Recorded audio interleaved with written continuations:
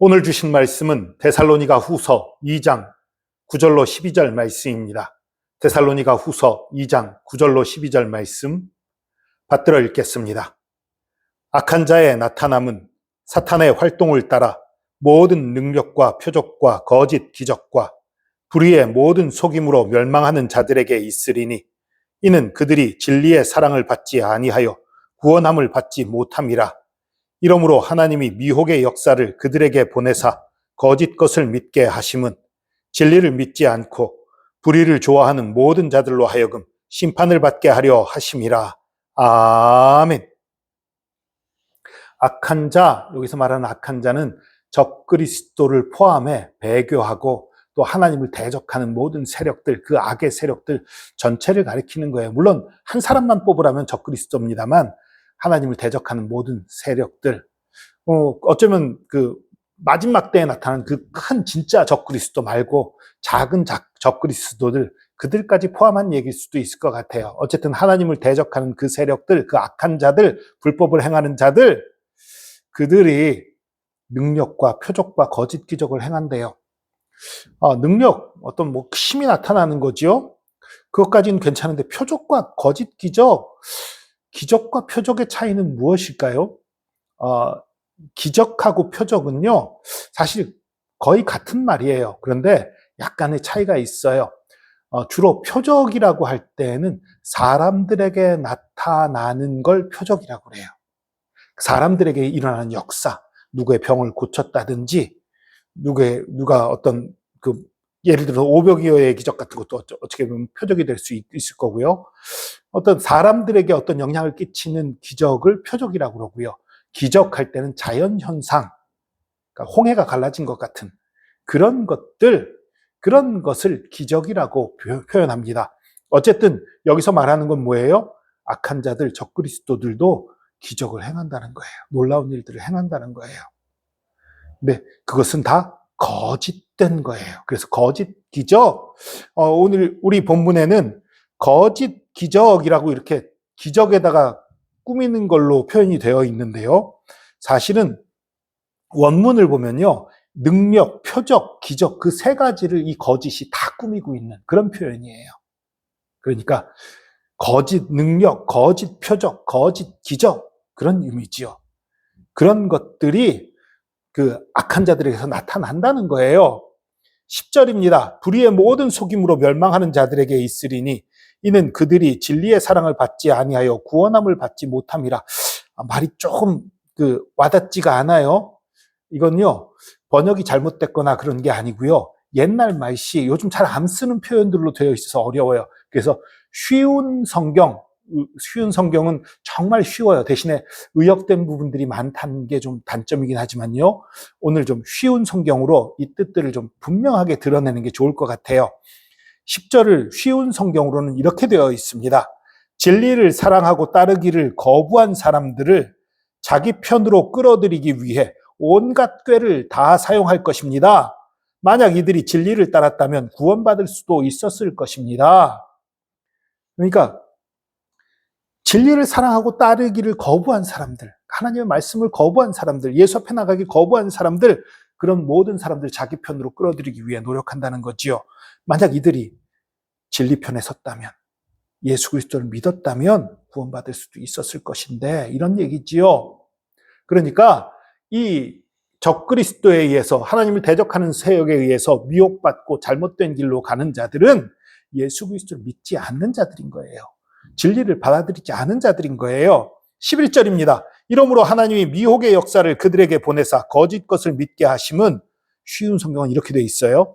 이들이 진리를 따르는 것을 거부했기 때문에 하나님께서는 그들이 진리를 떠나 헛된 것을 좇아서 잘못된 길로 가도록 내버려 두셨습니다.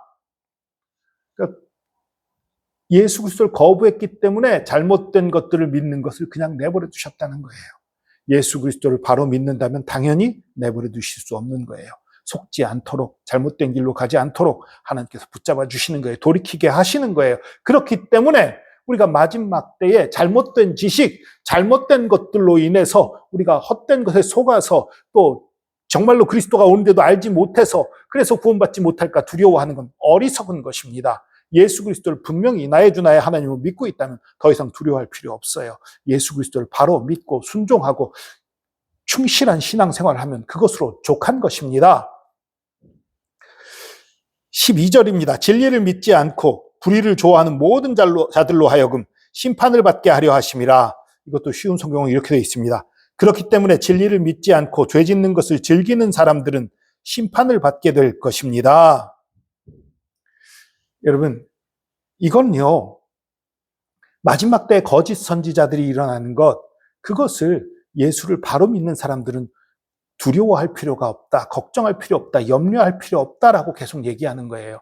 지금 데살로니가 교회에 거짓된 교사가 와서 마지막 때 이런 거야 저런 거야 가까웠어 막 속이는 자가 있었단 말이에요. 그런 거에 휘둘리지 마라. 이게 진짜면 어떡하지 하고서 속을 이유가 없다. 예수 그리스도만 굳게 붙잡고 있으면 된다. 이런 얘기를 하는 것입니다. 여러분, 마가복음 13장 22절 이렇게 돼 있어요.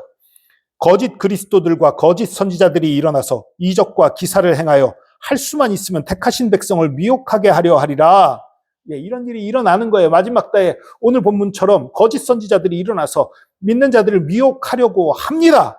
그러나 고린도후서 4장 3절이 말합니다. 만일 우리 복음이 가리웠으면 망하는 자들에게 가리운 것이라. 하나님께서 바울을 통해서 말씀하셨어요. 만일 우리 복음이 가리웠으면 망하는 자들에게 가리운 것이다. 무슨 소리입니까? 예수 그리스도를 만난 우리들에게는 가리워지지 않는다는 거예요. 마지막 때도 예수 그리스도를 바로 믿는 자들에게는 가리워질 수가 없는 것입니다. 우리는 바로 믿고 바로 은혜를 받고 그 은혜 가운데 구원받은 자들입니다. 여러분, 이 마태복음 7장의 마지막 부분에 있는 말씀 때문에 두려워하고 걱정하는 사람들이 많아요. 7장 21절에 나더러 주여 주여 하는 자마다 다 천국에 들어갈 것이 아니요 다만 하늘에 계신 내 아버지 뜻대로 행하는 자라야 들어가리라. 이 말씀을 보고서는 어떡하지? 내가 정말 하나님 뜻대로 했나? 정말 하나님 말씀대로 순종했나? 이것으로 걱정하고 두려워하는 사람들이 참 많이 있어요. 그런데 그런 얘기가 아닙니다. 아버지의 뜻이 무엇입니까? 아버지의 뜻은 그 아들 예수 그리스도를 믿고 구원받는 것, 그게 아버지의 뜻이에요. 그럼 믿었는데 뭐 더 믿은 사람이 뭐 아버지 뜻대로 하고 말고가 어디 있어요? 있지요. 어떤 것입니까? 내 힘으로 구원받으려고 하느냐? 예수님의 은혜로 구원받으려고 하느냐? 나의 의로 구원받으려고 하느냐? 예수님의 의로 구원받으려고 하느냐? 이것이 가장 핵심이에요. 이 마태복음 7장 마지막 부분에 있는 그 주여 주여 하는 자마다 다 천국에 들어갈 것이 아니다라는 이 말씀에 어떤 말들이 있냐면요. 그날에 많은 사람이 나더러 이르되 주여 주여 우리가 주의 이름으로 선지자 노릇하며 주의 이름으로 귀신을 쫓아내며 주의 이름으로 많은 권능을 행하지 아니하였나이까 하리니 그때 내가 그들에게 밝히 말하되 내가 너희를 도무지 알지 못하니 불법을 행하는 자들아 떠나가라. 여러분, 선지자 노릇했어요. 귀신 쫓아냈어요. 권능을 행했어요. 그럼 행위가 부족한 게 있을까요? 행위는 잘했잖아요. 그런데 문제는 뭐예요? 예수님 앞에서 이 행위를 내세울 수 있느냐 말입니다. 이거 다 예수님의 은혜잖아요. 기적을 행했다고 해도, 의를 행했다고 해도, 많은 역사를 했다고 해도 다 예수 그리스도의 은혜로 한 것인데 그걸 자신의 공로로 자랑하고 있는 거예요. 나 이런 사람입니다. 내가 이렇게 믿었습니다. 이런 일들을 했습니다. 자랑하는 순간 예수님과 상관없는 거지요. 예수님의 은혜 가운데 있는 게 아닌 거예요.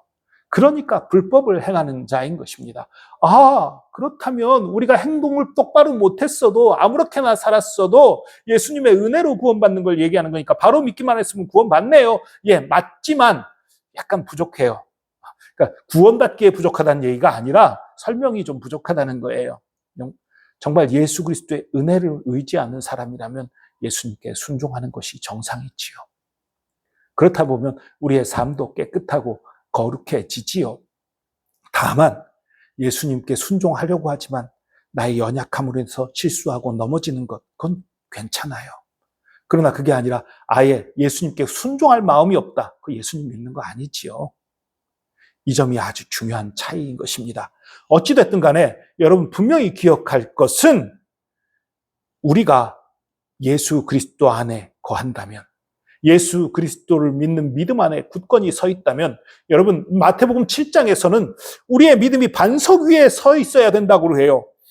24절, 7장 24절에 그러므로 누구든지 나의 이 말을 듣고 행하는 자는 그 집을 반석 위에 지은 지혜로운 사람 같으리니, 반석 위에 세운다는 것이 무엇입니까? 우리의 참된 반석이 무엇입니까? 예수 그리스도입니다. 예수 그리스도만이 우리의 반석입니다. 우리의 믿음이 예수 그리스도 위에 세워져 있다면 우리의 믿음은 반석 위에 세워진 거예요. 마지막 때에 거짓 선지자들을 두려워할 이유가 없습니다. 마지막 때에 내가 구원받지 못할까 두려워할 이유가 없습니다. 왜냐하면 구원받지 못할까 두려워하는 이유가 무엇입니까? 예수님의 말씀 믿지 못해서 그러는 거예요. 예수님의 은혜로 구원받는 게 아니라 내 행위로 구원받으려고 하기 때문이에요. 여러분, 우리의 행위로는 구원받을 사람이 아무도 없습니다. 우리가 너무너무 부족하지만, 아니 부족한 것이 아니라 우리가 구원받을 방법이 없는 존재들이지만, 그럼에도 불구하고 예수님께서 우리 대신 십자가를 지시고 은혜 베푸심으로 우리를 구원하셨습니다. 그 은혜로 구원받았습니다. 이것을 믿는 믿음, 이것이야말로 반석 위에 세워진 믿음이고 예수 그리스도 위에 세워진 믿음이고, 이 믿음은 흔들릴 수 없는 것입니다. 저와 여러분은 예수 그리스도의 사람입니다. 저와 여러분은 구원받은 사람들입니다. 저와 여러분에게 종말의 날은 구원의 날입니다. 이것을 믿고 담대히 살아가는 이 세상 사람들이 막 흔드는 말들, 이게 진리야, 저게 진리야, 이건 난 다른데 구원 없어, 이것만 참이야 하는 그런 미혹된 소리 속지 마십시오. 구원은 오직 예수 그리스도입니다. 구원은 예수 그리스도 이상 더 필요한 것 없습니다. 예수 믿어도 이거 해야 구원받아, 우리 교회에 와야만 돼, 어느 모임에 가야만 돼, 다 거짓말이고 속임수입니다. 오직 예수 그리스도만이 참된 구원입니다. 예수 그리스도 그 반석 위에 믿음을 세우고 견고한 믿음으로 승리하는 저와 여러분 되기를 축복합니다. 기도하겠습니다. 주님, 우리의 믿음을 예수 그리스도의 그 반석 위에 세우게 하심 감사합니다. 우리의 선한 것, 아름다운 것 아무것도 없지만, 우리의 행위는 너무나 보잘것없고 아무 가치가 없지만, 그럼에도 불구하고 예수 그리스도의 그 보혈의 은혜로, 십자가의 그 사랑으로 우리의 모든 죄를 씻으시고 우리를 하나님의 자녀 삼으시니 감사하고 감사합니다. 우리에게는 빼앗길 수 없는 구원이 있음을 믿습니다. 예수님의 약속으로 주어졌고 십자가에서 주어졌고, 우리는 이 구원이 너무나 확실하고 분명한 것을 믿습니다. 흔들리지 않게 하시고 주님 붙잡음으로 이 반석 위에서 승리하는 저희들 되게 하여 주시옵소서. 함께 하심 감사합니다. 우리를 붙드심 감사합니다. 우리를 거룩해 하심 감사합니다. 감사드리며 예수 그리스도의 이름으로 기도합니다. 아멘.